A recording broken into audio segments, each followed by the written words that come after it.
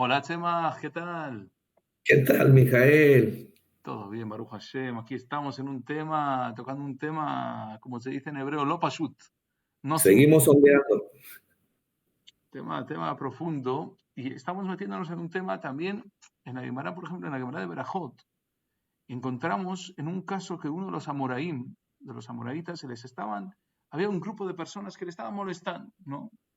Y venían y lo buscaban, iban tras él y nunca le dejaban tranquilo, le molestaban. ¿Y qué pasó? Un día ya del sufrimiento, o sea, como diríamos el primer día, el segundo día, el tercer día, bueno, no decía nada, ya pasaron unas semanas, un mes, otro, ya le estaba molestando demasiado, esto le estaba estropeando su estudio, le estaba molestando en sus rezos, no podía estudiar tranquilo, no podía rezar tranquilo, le perseguían en la calle, le decían usted es un mentiroso, usted es en esto, y no, sufría mucho de ello, y dijo un momento, si tengo este sufrimiento, voy a pedirle a Dios que los borre de la tierra. Esta gente están, por decirlo así, quitándome la opción de conectarme con Dios. Me están molestando en mi abodat Hashem, en mi trabajo hacia Dios. Ahora, yo voy a pedir a Dios que me los quite del camino. Entonces iba a empezar a hacer tefilá sobre este tema. Y su mujer, su esposa llamada Bruria, ella le dijo, no, no hagas esto. ¿Por qué? Porque Dios a Kadosh Baruj Hu dio la teshuva. Hasta que pides que esta gente muera, mejor pide que vuelvan en teshuva. Si vuelven en Teshuvah, primero no te van a molestar. Segundamente, ganaste también algo positivo. En vez de que muriesen o que sufriesen, ganaste que ahora volvieron en Teshuvah. Los mitzvot que ellos hagan están en tu espalda. Están contigo. Entonces, ¿por qué hacerlo perder de esta manera? Esta oportunidad. Y escuchó esta morá y así hizo. En los comentaristas, en el Marsha, se levanta una pregunta muy interesante sobre esto. Dice el Marsha, ¿cómo puede ser que si ahora hiciese tefilá por ellos, que volviesen en Teshuvah, iban a volver en Teshuvah, ya que nosotros tenemos libre albedrío. Entonces, ¿cómo puede ser que si yo hago tefilá, yo rezo por alguien que vuelva en Teshuvah, esa persona vaya a volver en Teshuvah? Ya que su libre albedrío, yo no me puedo meter en su libre albedrío. Entonces, es verdad que yo tengo libre albedrío también. Yo puedo decidir si pedirle a Dios que me los quite de en medio, lo que pasó allí, o que pedirle a Dios que los vuelva en Teshuva. Esa opción sí tengo. Ok, todo ser humano tiene la opción de pedir en un arco abierto lo que quiera. No quiere decir que se vaya a cumplir, pero tienen la opción de pedir. Pero por el lado de ellos tienen su libre albedrío. Ellos decidieron no seguir el camino de Dios. Decidieron perseguir a este rabino por X razón. Entonces aquí entramos en una pregunta muy interesante. ¿Acaso mi tefilá, se parece a lo que estamos hablando la vez pasada, mi tefilá puede cambiar el libre albedrío de ellos? Esta es la pregunta del Maharsha. Hay varias respuestas sobre este tema. Y el Maharsha, él contesta lo siguiente. Él dice que hay dos tipos de personas. Si una persona está totalmente en contra de volver en Teshuvah, mi libre albedrío no puede cambiar. ¿Por qué? Porque no pueden chocar el libre albedrío de uno con el otro. O sea, yo no puedo cambiar su decisión. Pero, si esa persona es intermedia, o sea, por ejemplo, muchas veces podemos conocer gente que no cumple Torah, no cumple mitzvot, pero es porque no lo conoce, o sea, nunca fue educado con el estudio de la Torah, o fue educado de manera no positiva, de manera que no le explicaron todo de una manera muy no clara o a la fuerza. Casos distintos que podemos encontrar de gente que al final, hoy en día, no cumplen Torah y mitzvot. Y la pregunta es por qué no cumplen. Entonces, si yo hago tefila por ellos, no puedo cambiar la opción que ellos están. Si ellos han tomado la decisión de no seguir el camino de la Torah. Pero si ellos están en un caso intermedio y dicen, bueno, no sé, o sea, no conecto con la Torah, no encuentro ninguna luz en ella. No encuentro nada interesante. Pero por otro lado, no estoy en contra tampoco. En ese momento, cuando yo hago tefilá, puedo levantar en ellos una chispa, que esa chispa los lleve a buscar el camino de la Torah. Entonces está en mis manos cambiar la opción esta. Entonces por eso Bruria fue lo que le dijo. Le dijo, hazte fila por ellos y de esta manera cambiarán su camino. Ahora se conecta con el tema que estamos hablando antes. Si dijimos que 10 Talmidei Jajamim, 10 sabios, hacen el pulso de Nun.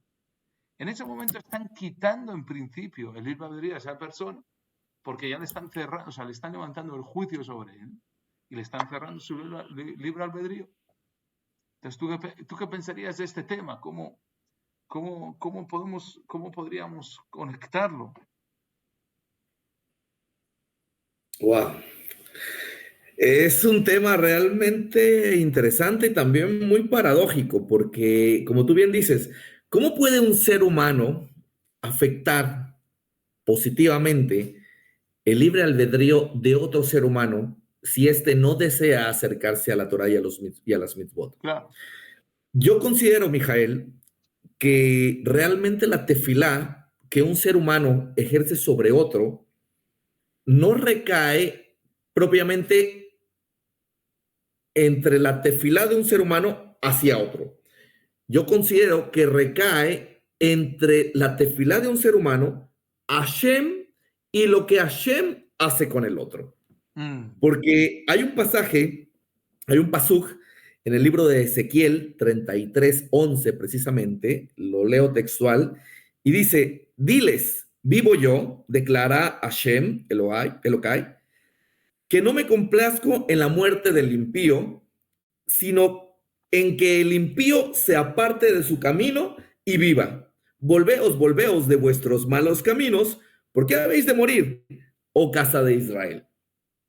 Así dice el profeta Ezequiel. Y después hay otro pasaj en Malaquías 4:6, en donde dice que él, Hashem, Akadosh Baruj Hu, hará volver el corazón de los padres hacia los hijos y el corazón de los hijos hacia los padres. No, dice, no sea que venga yo y hiera la tierra con maldición. Es decir, el que hace que una persona vuelva o no en Teshuvah, el que hace que un hijo vuelva hacia su padre, no es realmente un ser humano, sino es Akadosh Baruj Hu mismo, al que le complace que el malhechor o el impío se arrepienta. Si bien nosotros podemos poner un grano de arena con nuestras tefilot, considero yo que nuestras tefilot hacen o mueven de alguna manera el corazón de Hashem para la persona. Interesante. Es decir, Tú dices que no es directo de un ser humano hacia otro, sino exacto. Es una petición hacia Dios y según la decisión de Dios ya es lo que ocurre con ese ser humano. Es triangular. Claro. Triangular, totalmente triangular. Interesante. Es un punto interesante porque Maimónides también dice, por ejemplo, cuando una persona va a una tumba de un rab, de un jajam, a rezar, hacer tefilá, dice Maimónides, si la persona reza a ese jajam y le dice, usted que está aquí enterrado, su zehut me salve a mí, me saque a mí, dice el Rambam que puede llegar a un nivel de abodá zara, de idolatría. ¿Por qué? Porque se está basando en él entonces él tiene que entender el punto triangular.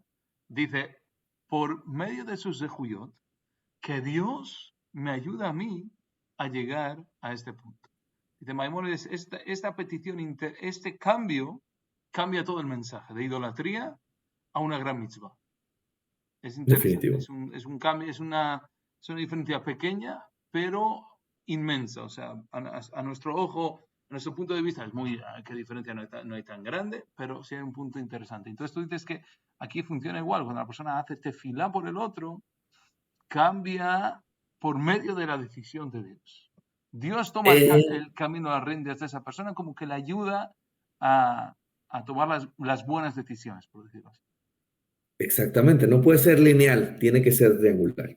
Siempre. Hazaku Baruch. Hazaku Baruch.